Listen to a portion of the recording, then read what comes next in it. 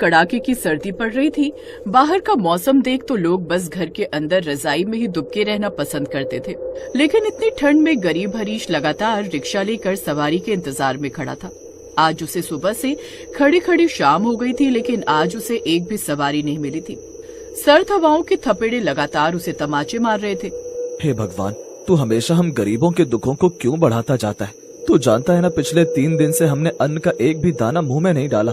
और तो मेरे बेटे राजू की तबीयत भी ठीक नहीं है, ठंड से उसका बुरा हाल है। लेकिन फिर भी मुझ गरीब बाप के पास इतने पैसे नहीं कि अपने बेटे को दवाई दिलवा सकूं या उसे खाना खिला सकूं। रहम कर प्रभु, हम गरीबों पर दया कर। वो प्रभु से अपना दुख बता ही रहा था कि तभी एक आदमी लड़खड़ाता हुआ उसके पास आया। अरे ओ रिक्शा वाले, मुझे लक्ष्मीनगर छोड़ दो। जी साहब बैठिए। शुक्र है भगवान का, आज तो कोई सवारी मिली है। रिक्शा खींचते हुए हरीश लगातार आगे बढ़ता जाता है। लगभग आधे घंटे तक रिक्शा खींचते खींचते वो लक्ष्मीनगर पहुंचते हैं। साहब उतरिए, लक्ष्मीनगर आ गया। लड़खड़ाते हुए वो आदमी जाने लगा। हरीश ने उसे रोकते हुए कहा, साहब मेरे पैसे साहब। मुझसे पैसे लगा तू, जा यहाँ से। जानता मैं कौन हूँ? गुंडा हूँ इस इलाके का, और किसी में इतनी हिम्मत नहीं कि जग्गा से पैसे मांगे। अब जाता है, चाकू डाल दो तेरे पेट में। है हरीश घबरा गया और रोते हुए वहाँ से चला गया। अब काफी अंधेरा होने लगा, इसलिए वो रोते हुए घर चला गया। बाहर बर्फीली हवाएं चल रही थी, लेकिन जैसे ही वो घर के पास पहुंचा, उसके घर के बाहर काफी भीड़ लगी थी। ये देख हरीश घबरा गया। वो जल्दी से अंदर गया तो उसने देखा उसका 5 साल का बेटा राजू मरा पड़ा था। उठ जाना मेरे लाल, देख बाबा आते ही होंगे पैसे लेकर, फिर हम तेरे लिए दवाई भी लाएंगे और खाने के लिए रोटी भी। बाबा आ गए आप। बाबा राजू उठ नहीं रहा, देखो ना कब से सो रहा है, उठाओ ना इसे। हाँ, ये तो आपकी बहुत बात मानता है ना, आप ही इसे उठाइए ना, बोलिए ना इसे जागने के लिए। उनकी बातें सुन हरीश भी फूट फूट कर रोने लगा।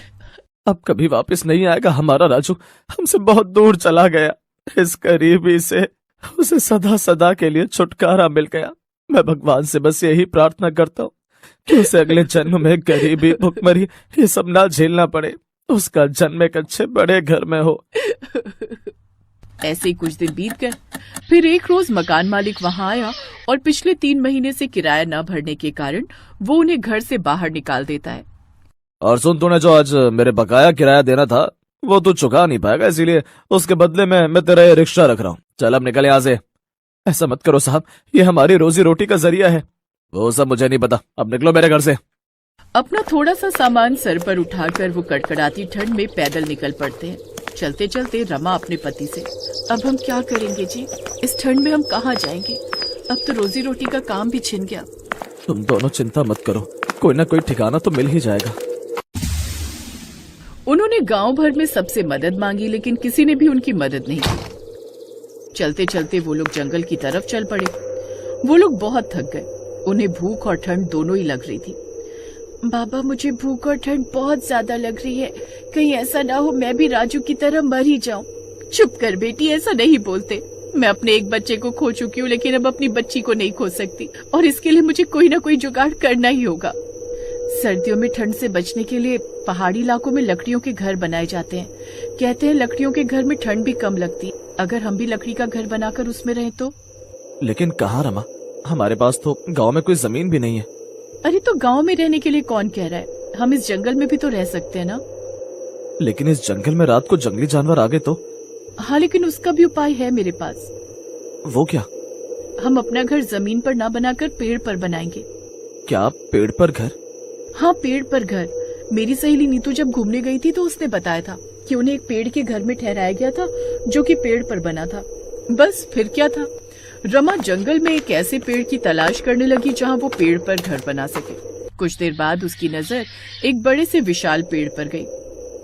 हाँ, ये पेड़ बिल्कुल सही है मेरा पेड़ ससुराल बनाने के लिए। रमा की बातें हरीश की समझ में नहीं आ रही थी, लेकिन रमा अच्छे से जानती थी कि उसे क्या करना है।